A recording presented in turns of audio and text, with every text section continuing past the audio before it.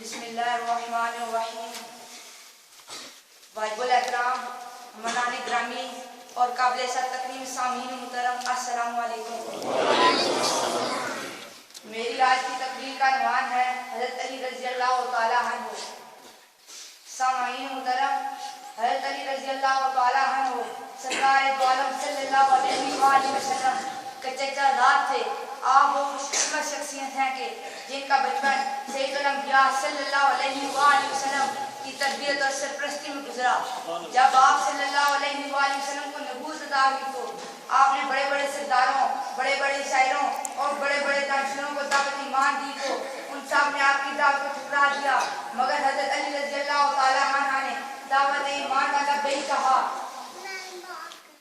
آپ صلی اللہ علیہ وآلہ وسلم کو حضرت علی رضی اللہ تعالی عنہ پر انتہائی اعتماد تھا، اور اس اعتماد کی سب سے بڑی دلیل یہ تھی کہ آپ نے اپنی بیٹی سید النساء اہل جنت حضرت فاطمہ الزہرا رضی اللہ تعالی عنہا کا نکاح حضرت علی رضی اللہ تعالی عنہ سے کر دیا.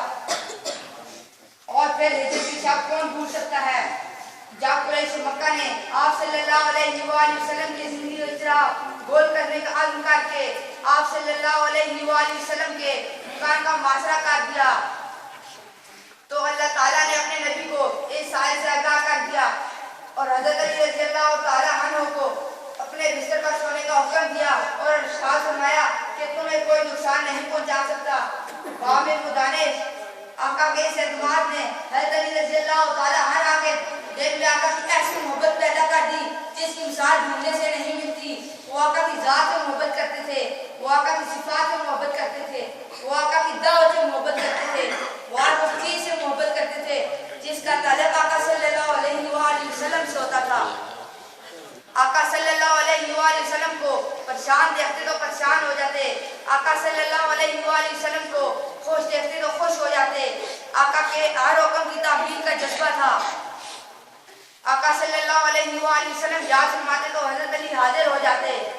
بدر کے میدان کا جائزہ لیجئے، احد کے پہاڑوں کو دیکھیے، خندق کے واقعات کا مطالعہ کیجئے، خیبر کے قدموں کے احوال پڑھیے، ہر جگہ آپ کو حضرت علی رضی اللہ تعالی عنہ پیش پیش دکھائی دیں گے.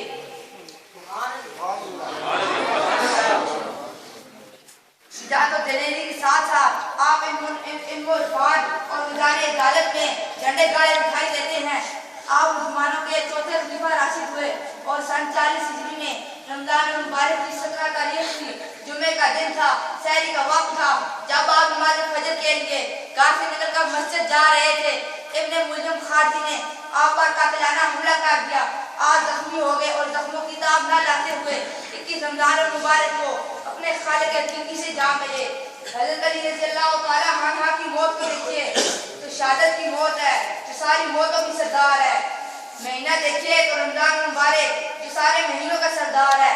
دن دیکھیے تو جمعے کا دن ہے جو سارے دنوں کا سردار ہے. وقت دیکھیے تو سحری کا وقت ہے جو سارے وقتوں کا سردار ہے. اور جانے والے کو دیکھیے تو حضرت علی رضی اللہ تعالی عنہ جو سارے صوفیاء کے سردار ہیں. ہے زخم کفر کے واسطے بے شک دوا علی، فاروق دی چشم ہو کے شیر خدا علی. مومن کے اعتبار میں مشکل کشا خدا، خیروں کے اعتقاد میں مشکل کشا علی. کیا کم ہے یہ شخص بے ترتیب واقعی، ہے پیشوائے ملت خیر الورا علی.